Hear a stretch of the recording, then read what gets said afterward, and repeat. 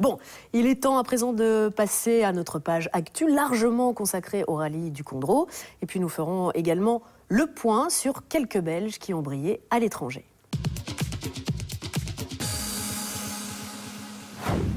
La dernière manche du championnat de Belgique des rallyes s'est déroulée dans des conditions très automnales. Difficile pour les pilotes d'éviter la faute.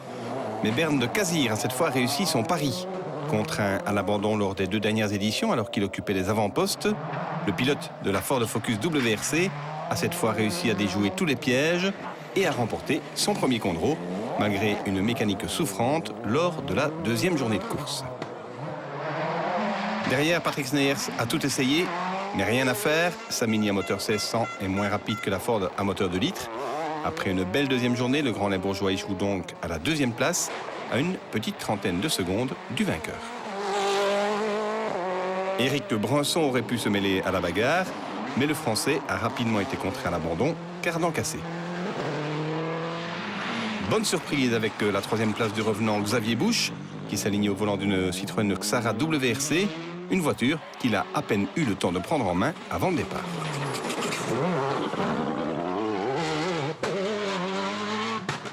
Au volant d'une autre ancienne WRC, Stéphane Launay a su déjouer lui aussi tous les pièges pour placer sa Skoda Octavia à une logique 4e place, 1 minute devant l'étonnant Vincent Verskuren, 5e et premier de la catégorie S2000 avec sa Volkswagen Polo.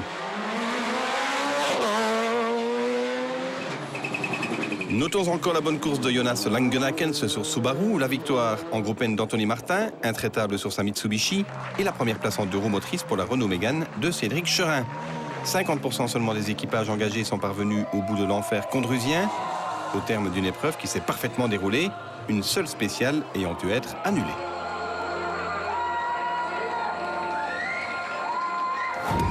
On continue avec une petite tournée des performances des Belges à l'étranger et on commence avec Bertrand Baguette et Jean-Michel Martin réunis à nouveau dans le cadre du GT Open au volant de l'Aston Martin Vantage V12 du team belge GPR. Les 2 Belges ont remporté la catégorie GT3 lors de la première manche avant de se classer 2e de la 2e course après avoir dû observer un arrêt de 30 secondes plus long que celui de leurs adversaires. Bravo à eux.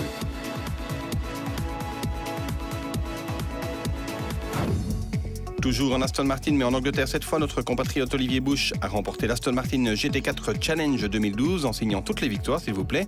Il partageait le volant de cette DB9 RS GT4 avec le Français Pierre Mantello. On passe au Maserati Trophy World Series où Renault Cupens a dominé la saison. Le Belge a été sacré champion lors de la dernière épreuve disputée à Shanghai. Les voitures utilisées sont des Maserati Gran Turismo allégées. Enfin, on revient en France pour souligner le titre de vice-champion de France d'une équipe belge, le DNS Racing de Dominique Noël. Aux commandes de la numéro 149, notre compatriote Bernard-André Foss était associé au Français Philippe Roulet. Grégory Servet et Fabio Paolecci ont épisodiquement épaulé avec efficacité l'équipage de cette Fun 149 pour obtenir cette belle 2e place derrière la voiture d'Alain Ferté, s'il vous plaît.